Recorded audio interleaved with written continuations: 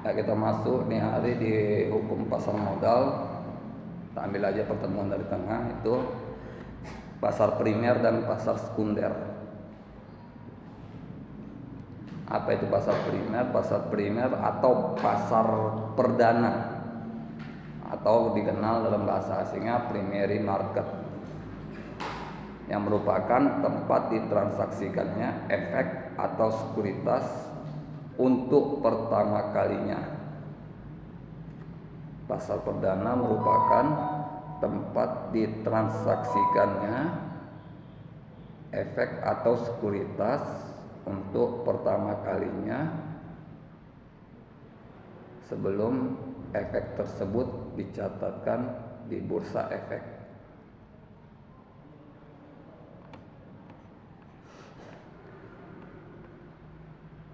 Jadi kalau dalam kita cerita pasar primer dan pasar sekunder ini, kita bukan cerita lagi dalam pasar dalam pengertian umum, tapi kita dalam konteks kajian pasar dalam kategori market atau pasar bursa saham. Ya. Jadi pasar perdana atau primary market ini itu pasar pertama sekali diadakannya transaksi jual beli saham. Itulah yang jual saham yang ya dibuka dengan harga sekian. Siapa berani berapa? Ya, ajukan tawaran. Berani berapa? Itu masih dalam tahap jual beli. Jika sudah disepakati di situ, jatuh sahamnya di situ, dah dibayarkan, baru dicatatkan ke bursa efek. Itu yang ada kalau kita di Indonesia, bursa efek Jakarta atau bursa efek Indonesia. Itu di bursa efek itu dicatatkan seluruh transaksi saham selama 1 hari, termasuk jika kalian main saham yang kecil-kecil di bank, aplikasi keuangan atau apapun yang ada, marketplace keuangan yang ada sekarang. Itu kalau kalian transaksikan itu di bawah jam 5 itu akan dicatat dengan tanggal transaksi hari ini. Oh, tapi kayak mana Pak kalau kami transaksikannya di atas jam 5? Bisa kalian beli bursa efek di efeknya sahamnya di jam setengah 6, 5.30 sore atau jam 6 sore, itu akan tercatat jual belinya esok harinya. Dicatat di kwitansi hari ini, tapi tercatat di bursa efeknya tanggal esok hari. Jadi batas jam kerja dari jam 5 pagi sampai jam 5 sore. Batas kinerja pencatatannya. Kalau jual belinya bebas, jam 12 malam mau kalian transaksikan, terserah, nggak ada yang ngelarang. Cuman pasti nggak akan tercatat di hari itu. Karena saya juga udah sering main bursa saham, saya lebih ke reksadana dulu. Kalau untuk belajar itu lebih baik ke reksadana dulu. Kalau belajar tahap awal, jangan langsung ke saham. Karena kalau saham nanti kita ke awal, itu lebih banyak meruginya, yang bikin kita tambah penasaran, bukan kapok. Penasaran, coba lagi, lama-lama habis. Itu banyak orang yang habis-habisan di saham. Hati-hati, jangan mau kejebak. Ini hampir sama kayak apa saya bilangnya pohon uang. Kalau bahasa itu pohon uang, mencari-cari market itu. Tapi ini tidak, kita harus mencari keuntungan sendiri, di pasar saham. Ya, kapan saat kita in? Nanti ada waktu saat kita penutupannya close, misalnya 30 detik. Itu tidak bisa kita close sendiri, dia akan close otomatis di 30 detik itu. Jadi saat dia close di harga yang merugi, kita merugi, uang kita ditarik. Itu kalau saham live, saham langsung. Itu jam berapa aja kita mainkan bisa. Tapi kalau kita membeli di poin 1, transaksi saat habis 30 detik dia berada di poin 7, kita untung, dikirim langsung ke saldo kita. Seperti itu dia. Jadi di sini pasar primerinya itu pasar yang perdana kali di mana dilakukannya transaksi jual beli saham dalam bentuk apapun, baik secara langsung maupun secara online. Secara langsung tuh banyak tuh di hotel-hotel, di Grand Galaxy tuh banyak, hampir setiap hari orang, setiap pagi dari mulai jam 8 pagi sampai jam 5, macam pergi kantor, tapi bukan kantor itu. Kantor bagi orang jual beli saham. Bukan kantor dia datang kantor dia digaji di situ, enggak. Ya misalnya kita datang ke situ, ya udah kita mau beli saham, beli. Kita nggak tertarik misalnya, ya pulang nggak ada apa-apa. Ya seperti itu. Di pasar perdana, pihak emiten menawarkan efek kepada masyarakat. Emitennya berarti si penjual, kepada masyarakat umum untuk pertama kalinya. Oleh karena itu kegiatan perdana yang disebut dalam penawaran umum. Jadi emiten ini menawarkan, nih loh ada produk ini, produk ini, produk ini di PT ini. Ya misalnya Bank BRI menjual sahamnya sekitar 20%. Kamu mau ngambil berapa? Per lembarnya misalnya 5 juta. Mau ngambil berapa lembar? Kan?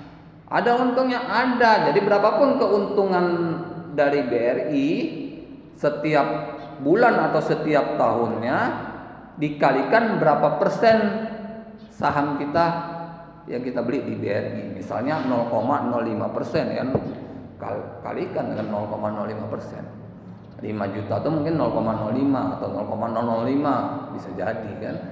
Karena kan saham bank itu sangat besar. Selanjutnya ada pasar sekunder. Nah, pasar sekunder merupakan tempat dilakukannya perdagangan efek setelah melewati penawaran umum di pasar perdana dan kemudian dicatatkan di bursa efek melalui pasar sekunder. Nah, jadi ya kan, tadi setelah selesai di pasar pertama, pasar primeri, dibawa ke pasar sekunder untuk dilakukan pencatatan. Kan jelas dibilang dicatatkan di bursa efek melalui pasar sekunder. Dicatatkan kita berhasil beli saham ini sekian persen dengan harga sekian, dicatatkan. Nah, itu bisa jadi nanti kalau dikenakan pajak di situ karena kita sudah membeli barang mewah. Ya kan? Jadi ada PPN-nya. Bukan lagi PPH. Kalau PPH itu di pekerjaan kita yang motong. Nah, kalau dia PPN barang mewah, berapa yang kita bayarkan untuk saham itu ada pajaknya. Pajaknya tergantung tempat. Karena PPN ini kadang kalau barang mewah dari luar negeri itu bisa 20%. Ya, yang kalian bawa barang, misalnya kalian beli iPhone, misalnya Indonesia baru ada 17, ternyata Singapura ada 18, kalian beli dari sana. Kalau kalian mau memakai kartu Indonesia, kalian daftarkan pajaknya. Ya, kalau enggak kalian cuma bayar bea masuk di bandara, itu belum bayar pajak ya. Ya, kalau kalian hanya bayar bea masuk, karena kalau kita bawa barang dari luar negeri diperiksa di bandara, Hah? Itu bukan sekali sama bea cukai. Iya, itu bea masuk namanya, belum pajak barang. Karena kalau kita mau bawa barang dari luar negeri, itu dia ada dua, ada pajak masuk, pajak bawa barang masuk sama pajak barangnya. Jadi kalau kita misalnya bawa iPhone udah melewati bandara kena pajak di situ, itu nggak terlalu besar kalau di situ. Nah, kena di situ, nanti ini belum bisa juga pakai kartu Indonesia.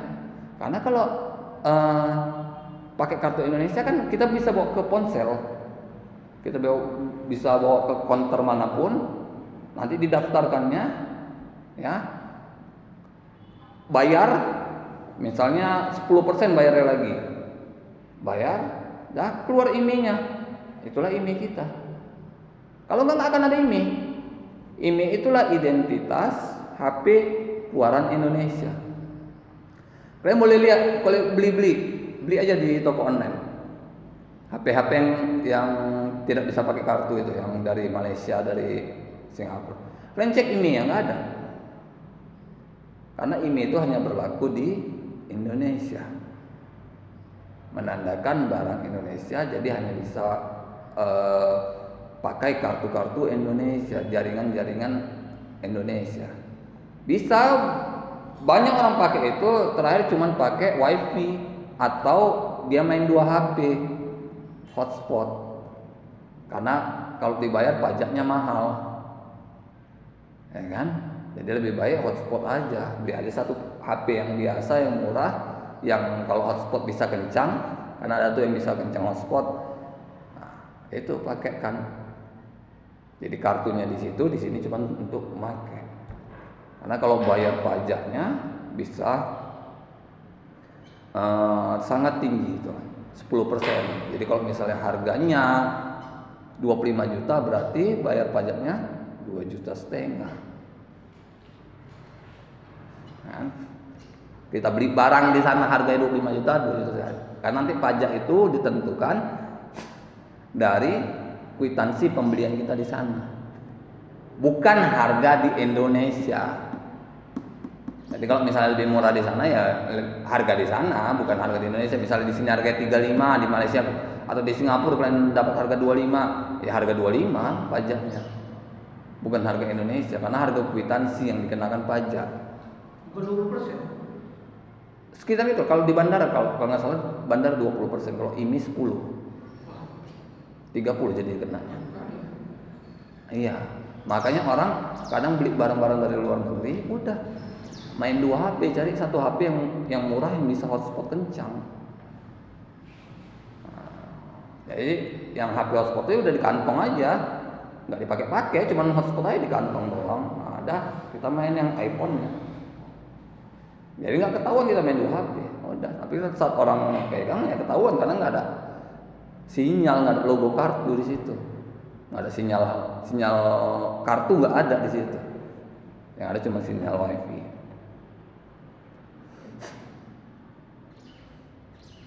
Transaksi efek di bursa dilakukan dalam 3 pasar. Ini menurut ketentuan 3 keputusan direksi PT Bursa Efek Indonesia nomor Cap strip 0071-BEI-11 strip 2013. Yang pertama pasar reguler. Nah, pasar reguler yang tadi ya, di mana perdagangan efek di bursa dilaksanakan berdasarkan proses tawar-menawar secara lelang yang berkesinambungan oleh anggota bursa efek yang menyelesaikan dilakukan pada hari bursa ketiga setelah terjadinya transaksi bursa. Jadi pasar reguler ini dilakukan bukan 1 hari aja, ya, karena kadang ada nih orang yang kepengen tapi nggak bisa tanggal sekian, maka dibuat 3 hari maksimal. Jadi kalau kalian kepingin barangnya nggak bisa di hari pertama, usahakan hari kedua, nggak bisa hari ketiga. Disitulah hari final. Jika tidak ada lagi pembeli di hari itu, maka akumulasi dari hari pertama, kedua, ketiga ini pemenangnya 1, ya, pemilik saham itu tetap 1 orang. Yang kedua ada pasar negosiasi, di mana perdagangan efek bersifat ekuitas di bursa dilaksanakan berdasarkan tawar-menawar secara langsung, secara individual. Ya, kalau pasar negosiasi ini secara individual. Secara individual gimana? Misalnya ada nih direktur PTA menawarkan sahamnya. Ya. Jadi kalau kita mau, dia tidak masukkan ke bursa efek untuk dijual secara umum karena mungkin tidak memenuhi aturan.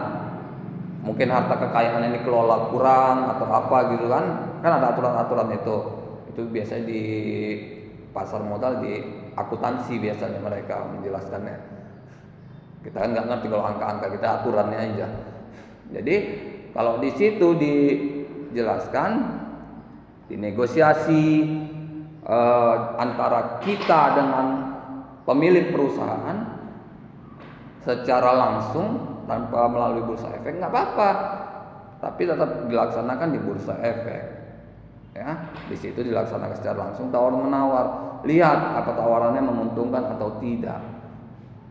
Ya, jangan asal sembarangan. Kita juga bisa misalnya minta waktu. Ya, misal saya mau bangun perusahaan anak cabang nih. Ada tanah saya di jalan ini sekitar berapa meter. Oke, saya butuh waktu, besok kita ketemu lagi. Minta waktu, teliti dulu daerah itu. Karena kan tanah ini macam-macam. Ada mungkin tanah sengketa, atau di situ mungkin rawan begal, rawan pencurian. Nah, itu akan mempengaruhi nilai sahamnya. Karena harus tahu betul itu kalau dia mau buka cabang baru.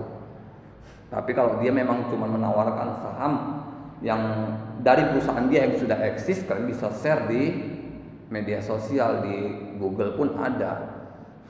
Tapi kalau dia mau buat baru, kalian harus betul-betul kirim orang untuk cari tahu wilayah itu benar enggak, baik tidak untuk didirikan perusahaan. Yang ketiga ada pasar tunai, di mana perdagangan efek di bursa dilaksanakan berdasarkan proses tawar menawar secara lelang yang berkesinambungan seperti yang saya jelaskan tadi. Jadi ada lempar melempar harga. Oh, Bapak A sekian, ya siapa lagi, Bapak B sekian, ya kan? Jadi ada proses tawar menawar di situ.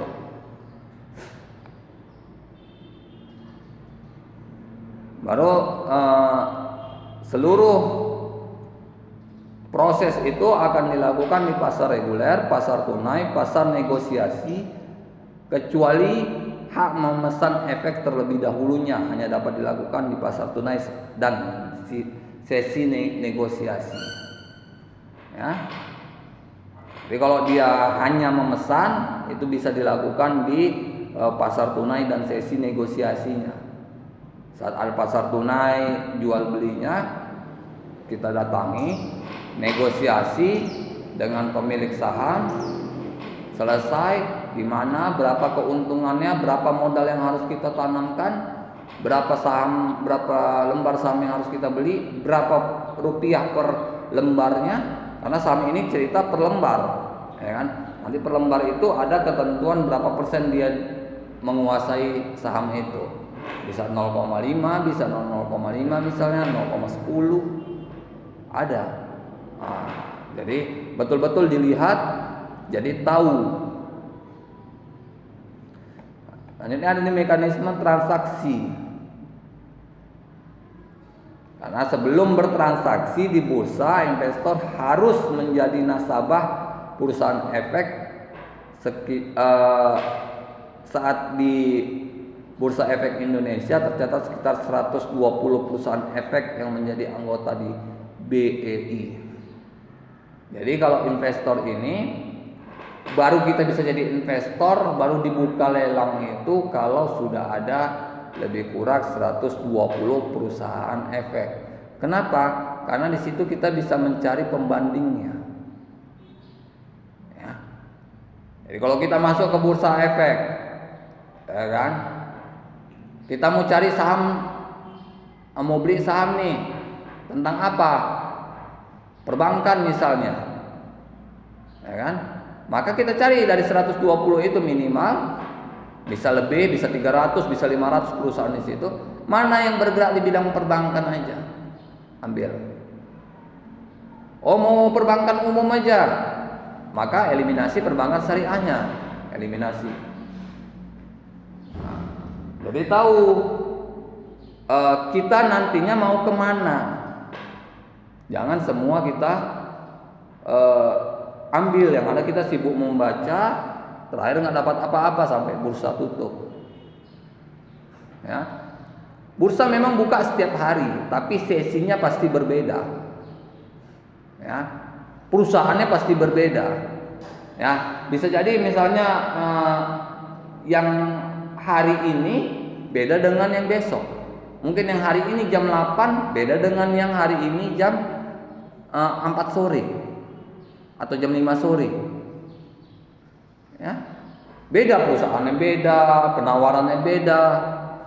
Maka kita harus lihat juga saat ingin ikut dalam bursa saham, kita harus benar-benar melihat yang kita incar ini berada di hari apa pemasarannya.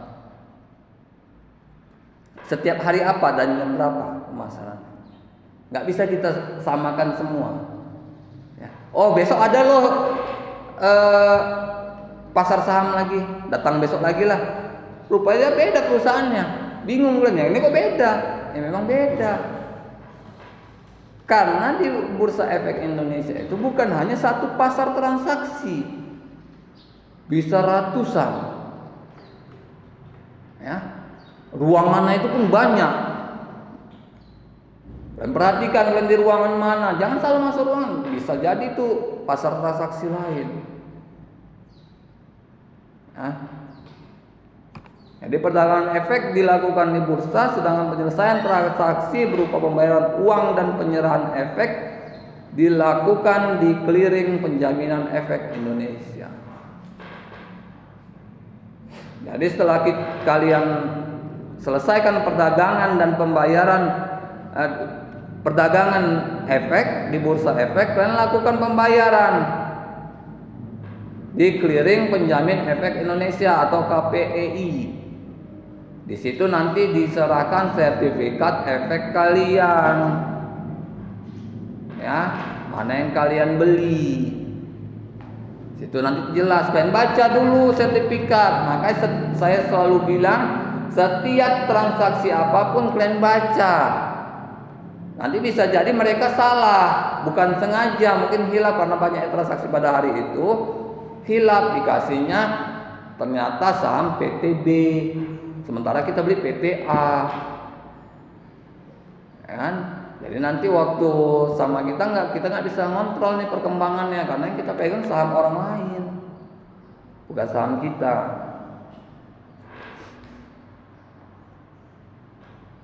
Ya, setiap anggota wajib menjadi anggota clearing. Ya, anggota clearing ini anggota pembayaran. Jadi kalian harus sudah mendaftar sebagai anggota di Bursa Efek, di pasar KPI-nya kalian harus mendaftar supaya bisa menyelesaikan perdagangan efek kalian. Ya, jangan kalian hanya mendaftar situ aja.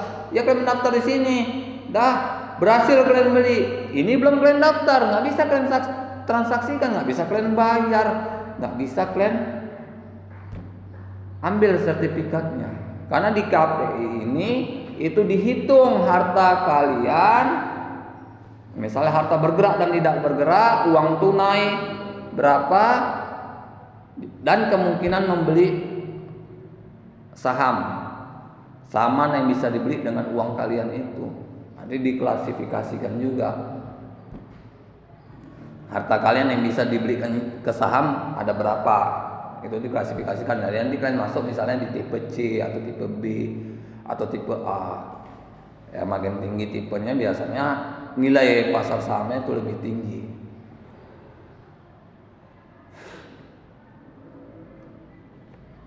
Ya, jadi perdagangan efek di bursa dilakukan antar anggota bursa dengan cara tawar menawar.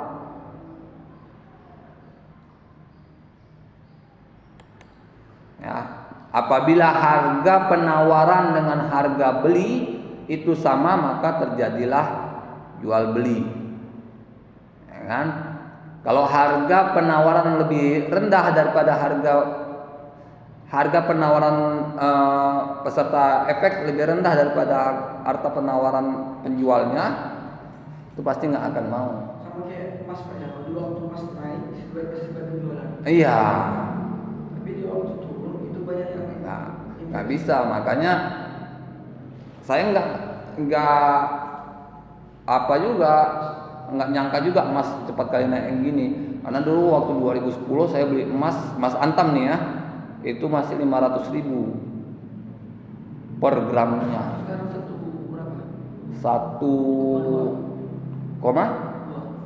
1, Enggak lah, Antam enggak segitu. Segitu ya. Enggak. Itu Mas 24 kalau nggak salah. Antam dia logam murni. Jadi kalau kalian beli Antam itu dia petak. Kalian mau buat apa ya tinggal disepuh, dibakar. Dan itu ada sertifikatnya. Kalau kalian mau investasi Antam, Petak kecil itu. petak sesuai ukurannya, kalau 1 gram segini, saya pernah 5 gram segini, petak dia segini. Nah, itu ada sertifikatnya. Kenapa ada sertifikatnya? Itu bisa kalian jual di seluruh dunia tanpa potongan sesuai harga pasar di negara itu. Karena ada sertifikatnya. Saya punya Artu 5 gram. 5 gram aja punya saya. Terus saya nggak nyangka sekarang harganya bisa sampai, sekarang kalau nggak salah 1,8 gitu. Atau 2 juta. Bayangkan berapa kali lipat. Kalau dulu saya ngambil setiap bulan 5 gram, 5 gram, 5 gram, mungkin udah 3 lowong kaki saya sekarang ini. Maka untuk kelas kalian sekarang, mungkin ini harga terbaik bagi kalian, beli. Kalau kalian mampu beli 1 gram, cari toko emas banyak. Yang memang nggak banyak yang jual Antam itu ukuran 1 gram, jarang ada yang jual.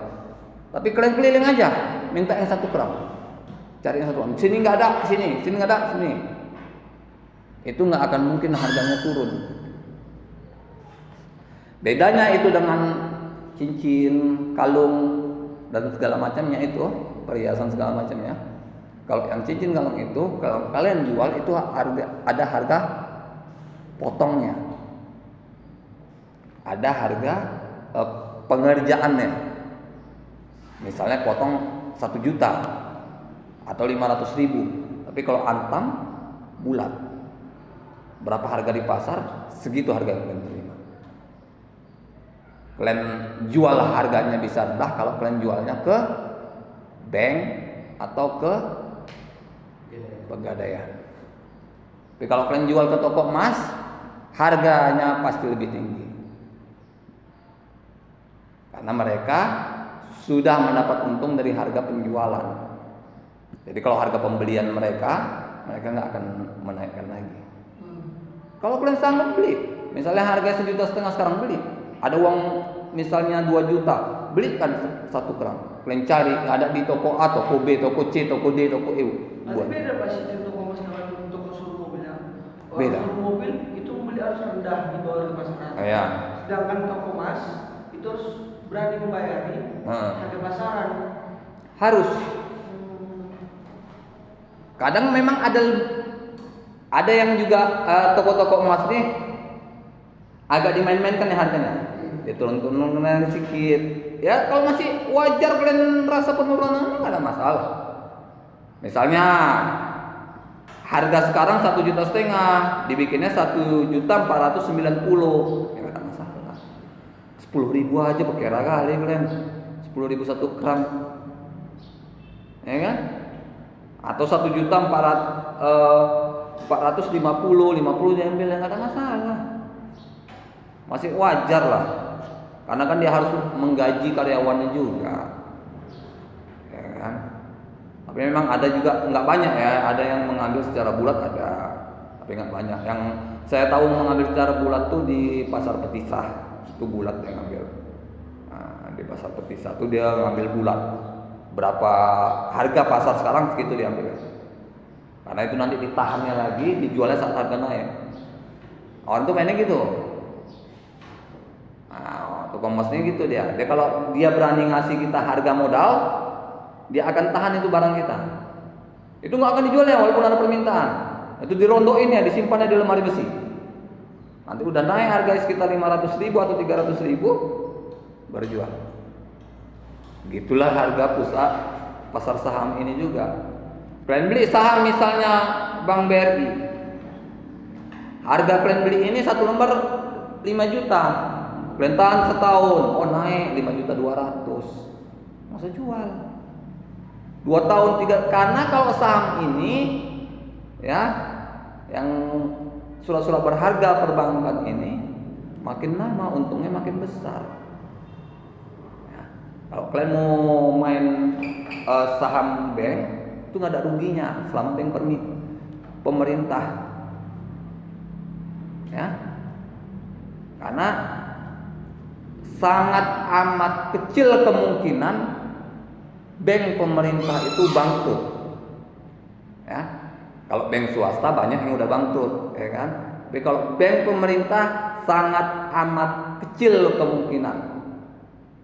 Kapan bank pemerintah bisa bangkrut? Kalau negara krisis moneter. Itu pasti pemerintah bangkrut dan harus mengecilkan pengeluaran dengan mengkerucutkan bank. Jadi pemerintah yang ada 3 jadikan 1. BNI, BRI, Mandiri jadi 1. Bisa jadi kalau dalam kondisi ekonomi yang lagi gawat. Nah, tapi kalau enggak ya sampai sekarang aman. Apa contohnya? Misalnya juga sekarang bank syariah. Dulu tuh kan 3, BRI Syariah, BNI Syariah, Mandiri Syariah. Saya nggak tahu nih apa penyebabnya. Tiba-tiba disatukan jadi Bank Syariah Indonesia. Padahal ketiga bank ini aturannya beda. Mungkin anak ekonomi yang bisa menjawab kenapa itu terjadi penyatuan. Sekarang jadi 1 Bank Syariah Indonesia.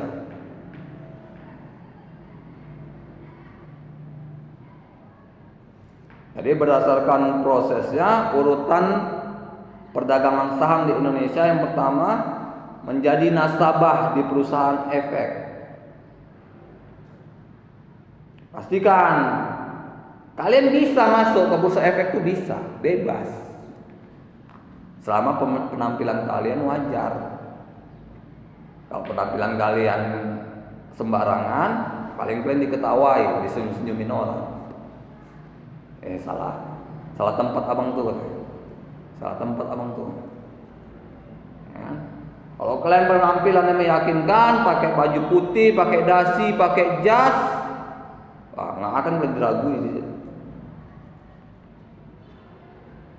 Ya, kalian bisa menikmati, kalian akan dipikir sebagai peserta efek juga. Ya. Padahal belum tentu kalian peserta efek, kalian cuma hanya penonton.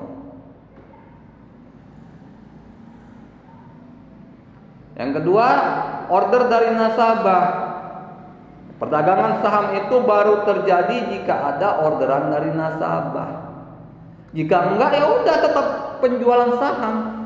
Tetap para pemegang saham ini, pemilik saham ini menawarkan produk-produknya. Tetap semua. Ya. Kalau tidak ada orderan, kalau ada orderan barulah terjadi transaksi di situ. Diteruskan ke floor trader. Ya, order yang masuk ke broker akan diteruskan ke petugas broker yang berada di lantai bursa atau floor trader. Ini untuk mendaftarkan saham yang berhasil kalian miliki, dan disitulah dilakukan pembayaran sesuai harga kesepakatan di atas yang kalian tadi lakukan penawaran. Itu kalian nggak bisa bilang, oh saya tadi sekian, ya, karena ada rekamannya. Saya tadi delay sekian di bawah harga yang sebenarnya, nggak bisa. Ada rekamannya, ada CCTV yang terhubung ke lantai 1.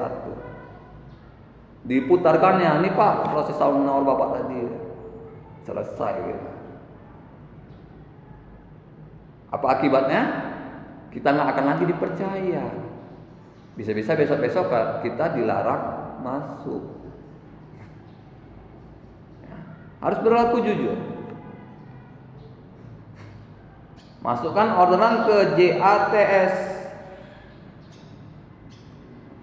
Floor trader akan memasukkan atau entry seluruh orderan yang diterima ke dalam sistem JATS. Ya, disinilah terjadi proses pendaftaran beratus-ratus orderan yang masuk karena dari seluruh kota. di setiap provinsi yang melaksanakan penjualan saham. Masuk semua ke Jakarta untuk pendaftarannya, dilakukan pendaftaran, pembayaran diterima, dikeluarkan sertifikatnya, dicetak. Sekarang sertifikat tanda tangan digital melalui barcode saja, keluar, itu bisa punya kita, ya kan? Seperti kartu keluarga kan sekarang tanda tangan barcode. Saya nggak ngerti aturan tanda tangan barcode karena nggak di bidang kita juga. Ya, tanda tangan barcode itu di kartu keluarga. Kalian cek kartu keluarga orang tua kalian. Tanda tangannya nggak ada lagi tanda tangan basah atau tanda tangan cetakan, barcode. Ya. Yang kelima ada transaksi terjadi. Jadi kalau orderan yang sudah masuk ke JATS ini, itu transaksi sudah terjadi karena sudah harus didaftarkan. Perpindahan namanya sama kayak jual beli tanah, kita masukkan ke BPN misalnya. Nah, disitulah di ATS ini sama dengan BPN untuk memproses balik namanya. Saham si A jadi saham si B, yang di apa ini sertifikat si A jadi sertifikat si B. Seperti itu sama prosesnya. Kalau di saham seperti itu. Ya. Selanjutnya yang terakhir ada penyelesaian transaksi. Ya, jadi siklus transaksi yang terakhir yaitu penyelesaian transaksi. Dia harus selesaikan semua persyaratan dan pembayaran yang ada, baru sertifikat asuransi kepemilikan kalian itu bisa kalian miliki. Itu juga bisa berharga. Ya, itu salah satu surat berharga.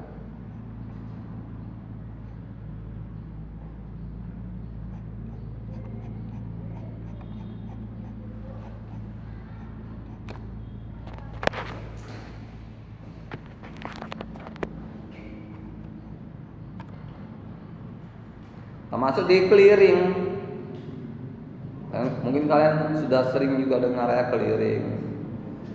Itu merupakan suatu proses penentuan hak dan kewajiban yang timbul dari bursa efek. Dari yang tadi, clearing ini penentuan hak dan kewajiban yang timbul. Apa haknya? Hak dari penjual saham menerima bayaran atas sahamnya. Kewajiban dari penerima saham, kewajiban dari pemilik saham harus menyerahkan lembar sahamnya. Begitu juga sebaliknya, hak dari pembeli harus membayar sahamnya. Kewajiban dari pembeli harus membayar saham yang sudah disepakatinya. Dan pembeli juga harus berhak menerima sertifikat yang timbul atas pembelian saham yang dilakukan di bursa efek. Itu harus dapat kalian sampai sahamnya. Kalau pembelian saham itu harus sampai sahamnya di tangan kalian. Jangan sahamnya belum di tangan kalian, kalian sudah menghilang, kalian yang rugi. Ya, mungkin akan kalau petugasnya sabar, mungkin disimpankannya. Oh, mungkin bapak ini punya kesibukan lain tadi, harus buru-buru disimpankannya. Tapi batas waktu simpan itu ada juga apa akibatnya nanti kalau misalnya kelamaan bisa jadi hilang bisa jadi mereka akan tidak bertanggung jawab lagi. Kita yang harus mengurus sendiri, lapor polisi, lapor ke bursa efek, minta orderan tanggal beli segala macam, itu harus kita lakukan.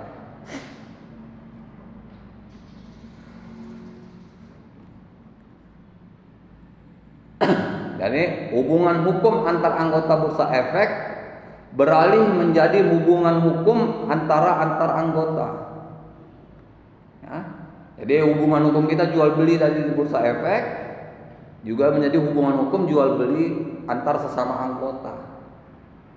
Jadi dua hubungan hukum yang terjadi di bursa efek, kita jual beli atas nama bursa efek perusahaan A, di real ya, di nyatanya kita sama si perusahaan ya melakukan pembayaran melalui bursa efek untuk si perusahaannya.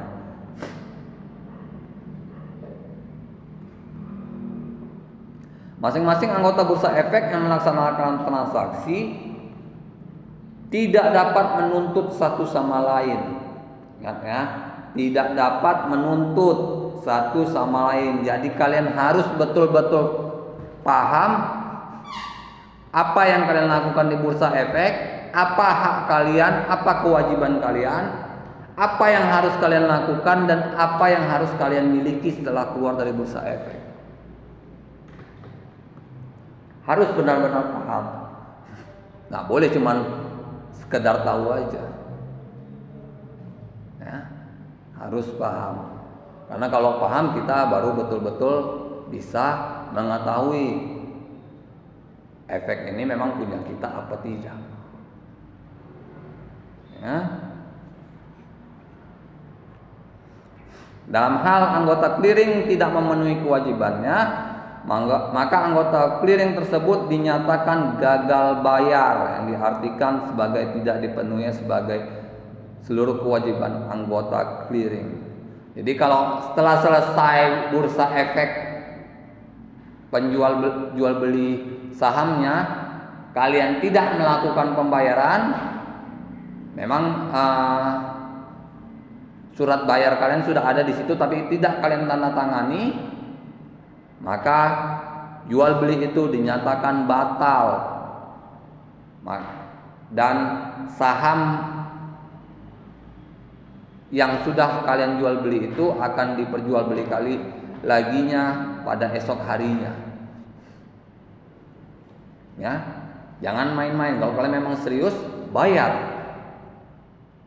Kalau nggak kalian bayar, besok bakal dijual lagi. Karena pemilik saham nggak akan mau rugi.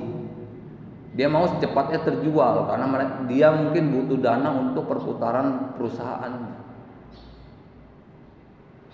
Nggak bisa tiba-tiba kita ambil, udah. Ya.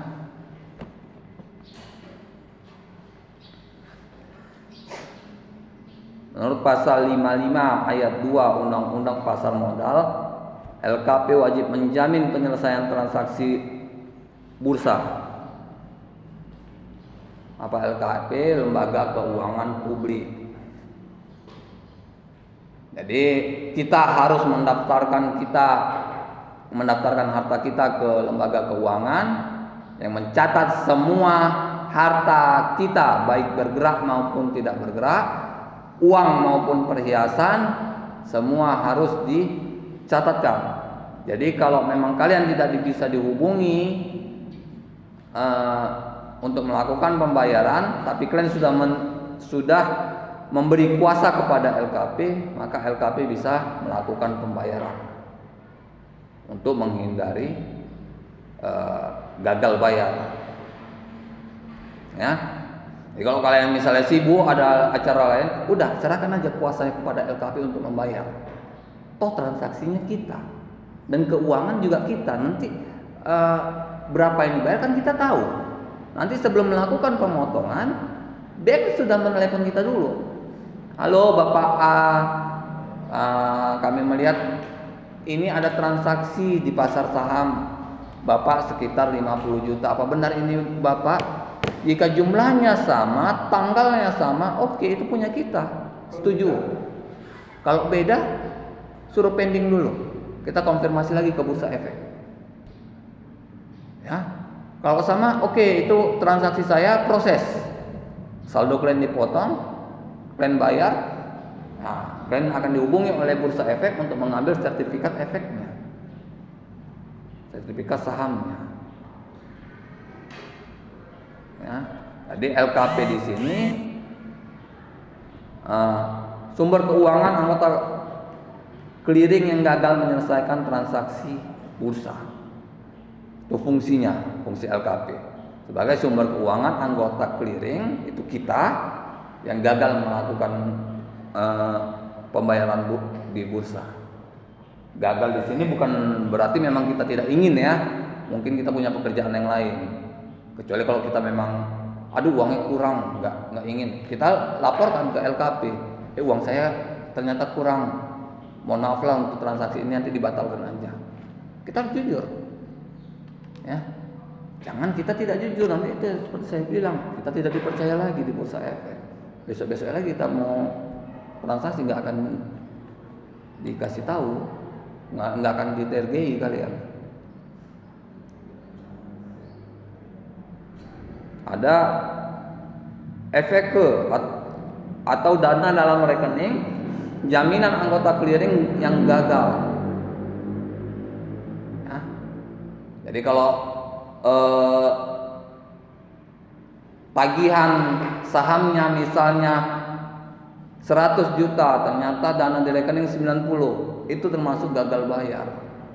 Nggak bisa 10-nya tunda dulu, nanti berapa hari kita bayar, nggak boleh.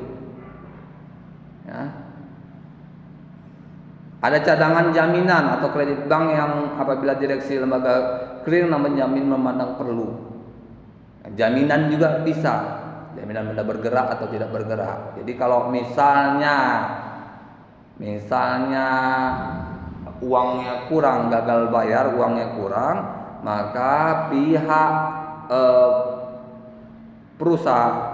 pihak banknya itu akan berupaya dengan menjaminkan sertifikat tanah kita untuk mengambil uang yang bisa membayar ini. Dia akan menggadaikannya sesuai dengan kekurangan saja, tidak pinjaman maksimal dari harga sertifikat.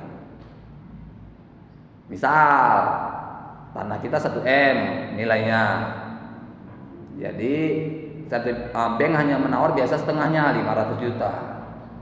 Keperluan membayar itu kekurangan 100 juta, maka yang digadaikan ini cuma 100 juta, tidak 500 juta diambil, karena untuk membayar kekurangan. Kecuali kita bilang sama penjamin, oh tolong ambilkan sekalian 300 untuk pegangan saya ke depannya, nanti saya bayarkan. Itu bisa. Tapi kalau kita nggak bilang, dia akan lakukan sesuai apa yang dibutuhkan, bukan sesuai tagihan.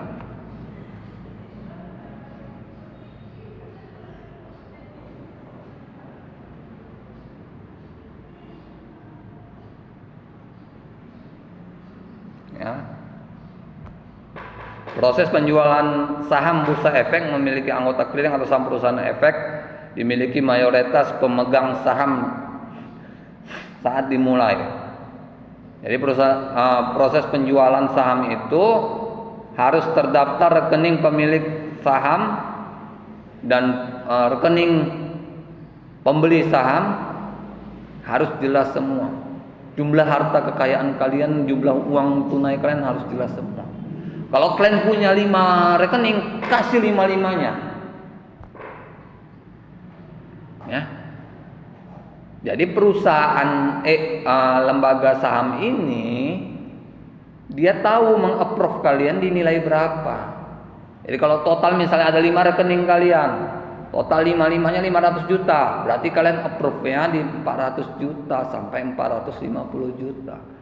Bukan 500 juta. Karena kalau di approve 500 juta kalian besok nggak makan. Ya kan? Uang tunainya habis semua diambil. Masa tinggal makan rumah, makan tanah yang kita miliki. Kan enggak, mereka juga punya perhitungan. Ya, dalam sebulan kira-kira 3 minggu lagi gajian bapak ini. Ya, berarti sekitar 3 minggu diperlukan uang misalnya 5 juta atau 10 juta misalnya. Maka harta kekayaan kita itu harta kekayaan kita berupa uang itu akan di-save 10 juta. Ini tidak boleh ditransaksikan ke saham. Nah, kita akan dilindungi di situ.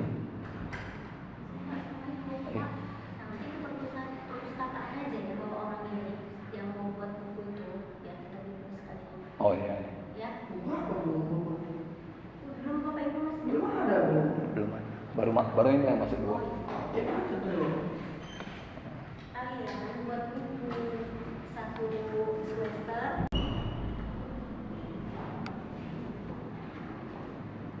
sumber dana dari anggota jaringan kredit, yang pertama 20% dari jumlah yang dibutuhkan untuk membayar kewajiban lembaga clearing.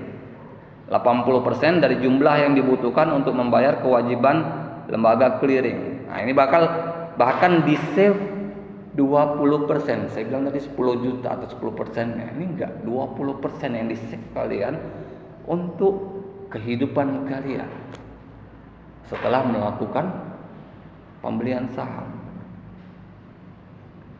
Ya.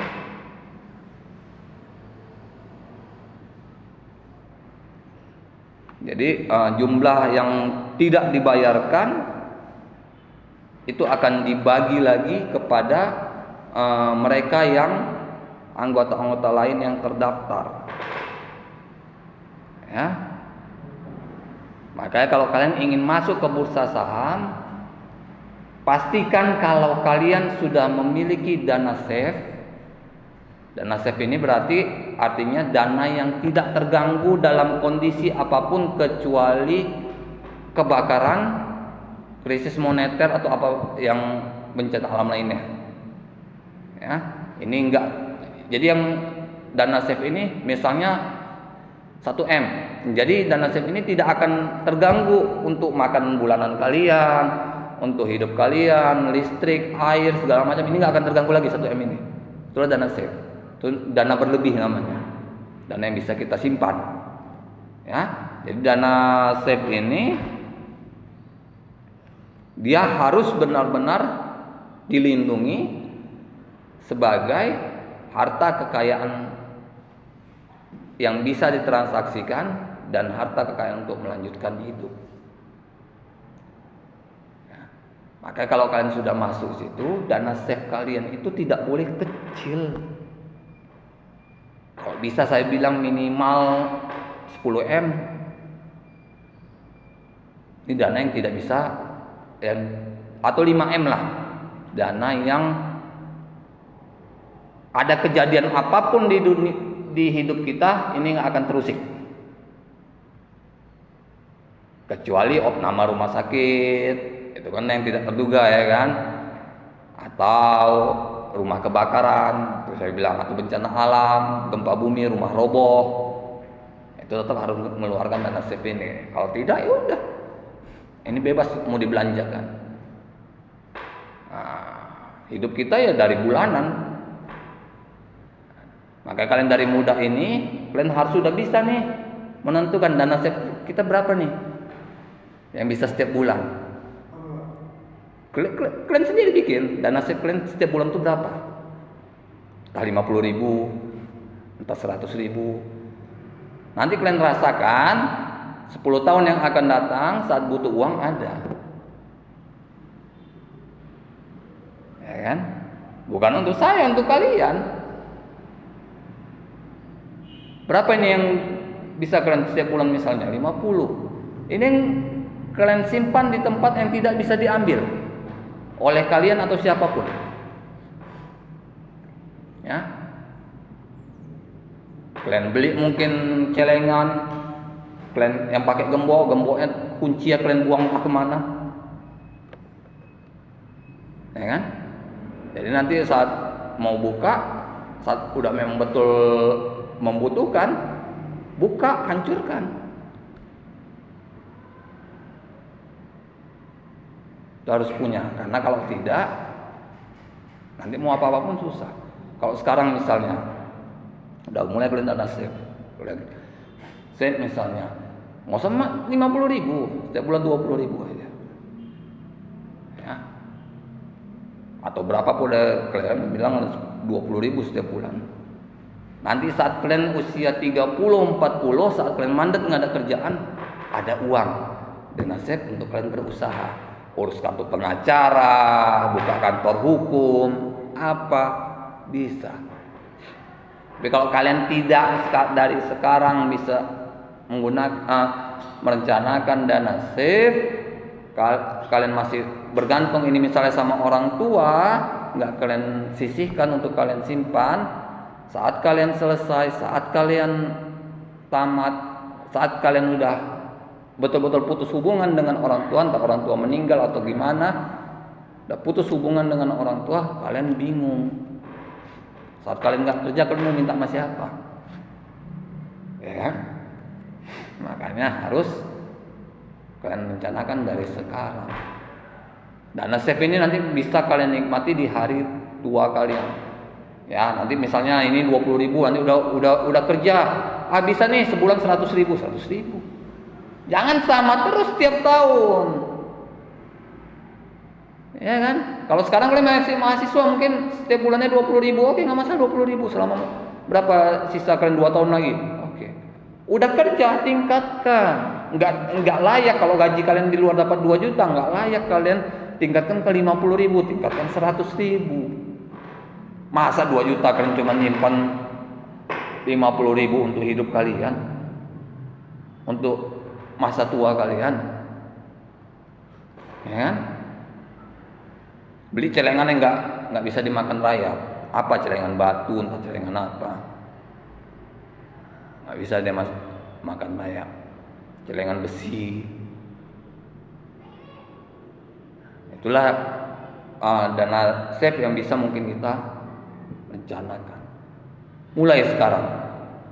Nah, mungkin nanti saat usia pensiun kalian nyari saya untuk berterima kasih, Pak, karena Bapak ajari sekarang saya bisa bikin usaha, bisa bikin apa, usaha kecil-kecilan atau apa. Kalau enggak, ya saat kalian nanti usia 40-50 tahun, kalian mau minta tolong sama siapa?